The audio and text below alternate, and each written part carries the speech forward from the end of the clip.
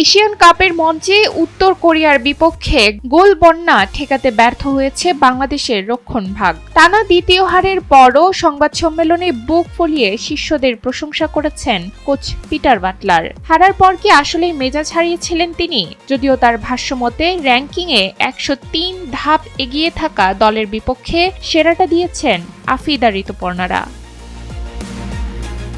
৫-০ গোলের বড় হার, পরিসংখ্যান বলছে অসহায় আত্মসমর্পণ, কিন্তু কোচ পিটার বাটলারের চোখে এই মেয়েরা এক একজন যোদ্ধা। তিনি সাফ জানিয়ে দিলেন, উত্তর কোরিয়ার মতো বিশ্বমানের দলের কাছে হেরে তিনি মোটেও লজ্জিত নন। এছাড়া গোল পোস্টের নিচে মিলি আক্তার যেভাবে অগ্নি পরীক্ষা দিয়েছেন, তাতে তাকে আগামীর ধ্রুবতারা হিসেবেই দেখছেন কোচ। ম্যাচের মাঝপথে অবাক করার সিদ্ধান্ত, প্রথমার্ধ শেষ হওয়ার আগেই একযোগে ৩ খেলোয়াড় বদল।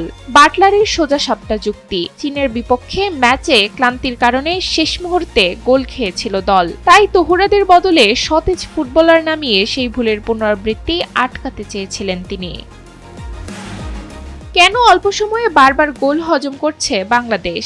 এই প্রশ্নে কিছুটা ক্ষুব্ধ হলেও বাস্তবতাকে অস্বীকার করেননি বাটলার। তার মতে, প্রতিপক্ষ দলটা ছিল ভিন্ন গ্রহের, যারা উচ্চ পর্যায়ের ফুটবল খেলে অভ্যস্ত। বিপরীতে প্রস্তুতির বিশাল ঘাটতি গড়ে দিয়েছে আকাশ পাতাল পার্থক্য। বাটলার বলেন, মাঝে মাঝে সত্যটা অনেক তিক্ত হয়। আমাদের লিগ এবং অবকাঠামো এখনো সেই পর্যায়ে পৌঁছায়নি।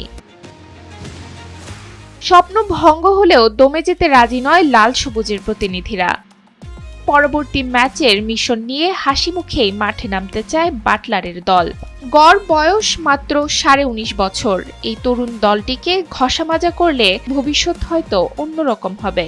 হারলেও লড়াই করার এই মানসিকতাই কি পারবে বাংলাদেশকে ঘুরে দাঁড়াতে সাহায্য করতে? ডেস্ক রিপোর্ট, সময়ের আলো।